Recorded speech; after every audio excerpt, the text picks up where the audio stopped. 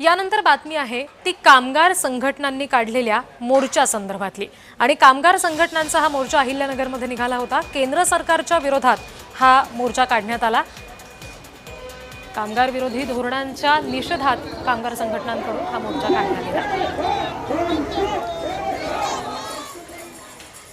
कामगार संहिता ज्याच्यामध्ये 4 संहिता आहेत त्या केंद्र शासनाने ज्या त्याची अंमलबजावणीचं हे चालू आहे ते मागे घ्यावा याच्यासाठी हा मोर्चा होता। कारण त्या संहिता म्हणजे कामगारांवर म्हणजे उपाशी कामगार राहील, त्यांचं म्हणजे कुटुंब उद्ध्वस्त होईल अशा त्या संहिता आहेत आणि संघटना त्याच्यात राहणार नाही। म्हणजे मोर्चे करायचे अधिकार, 8 घंट्याची ड्युटी, 12 घंटे, असे की विविध प्रश्न त्या संहितामध्ये आहेत। त्याच्यामुळे कामगाराचं अस्तित्वच राहणार नाही अशी परिस्थिती आहे।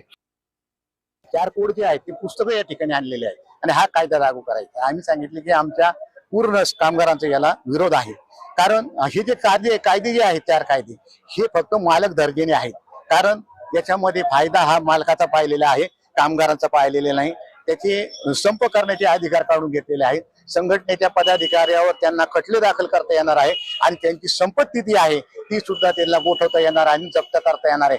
असा भयंकर असा कायदा आहे आणि हा कायदा रद्द होण्यासाठी या ठिकाणी आजचा जो संप आहे तो संप आहे